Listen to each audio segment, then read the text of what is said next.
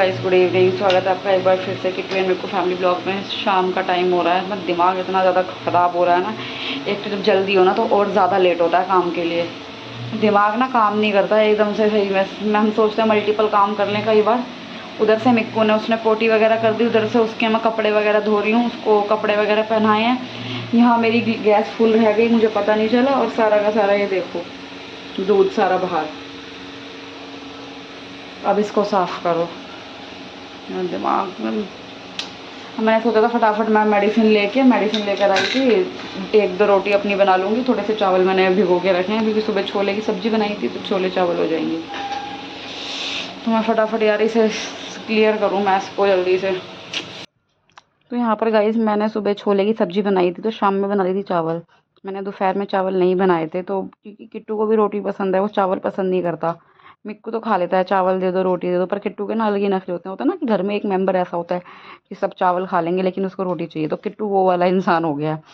तो अगर मैं चावल कहूँगी नहीं मम्मी रोटी खानी है, मैंने कहा चलो फिर दोपहर में रोटी बना लेते हैं, शाम में चावल वगैरह बन जाएंगे क्योंकि फिर हस्बैंड भी चावल खा लेंगे क्योंकि वो भी रोटी नहीं खाते हैं, चावल खा लेते हैं वो।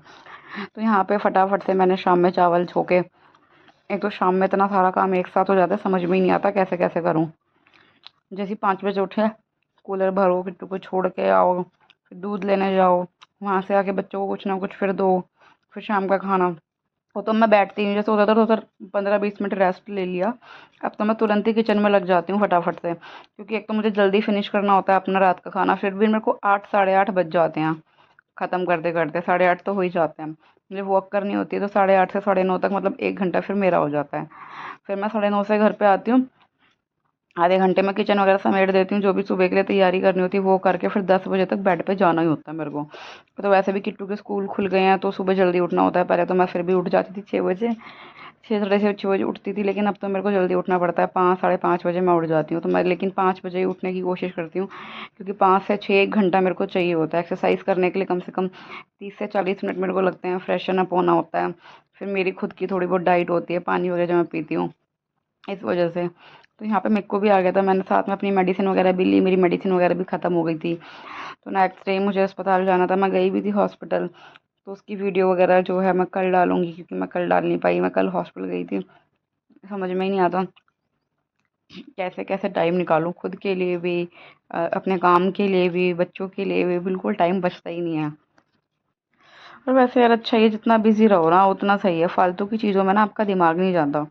मेरे दिमाग में कुछ बातें आएंगी कहाँ से जब मैं टाइम ही नहीं है बिल्कुल भी। तो मैंने चावल चढ़ा दिए थे और यहाँ पे मैं रोटी भी बना रही थी साथ में, क्योंकि मैंने सोचा थोड़ी सी मैं रोटी खा, एक दो रोटी खा लूँगी, थोड़े से चावल लूँगी क्योंकि उसमें भी कार्ब्स होती है, रोटी में भी कार्ब्स होते हैं, तो शुगर होती है दोनों में। तो थोड़ा मैं डाइट जो है ना अपनी बैलेंस करके लेती हूँ, ये नहीं चावल ही एक प्लेट में बहुत सारे भर लिए या फिर रोटी 3-4 खा ली। तो मील अब मैं ऐसे ही लेती हूँ। मैंने डॉक्टर को भी अपनी सारी चीज़ें मतलब बताई थी, वो कहती ठीक है बिल्कुल आप सही चल रहे हो, बस ऐसे ही आपने आगे कंटिन्यू करना है।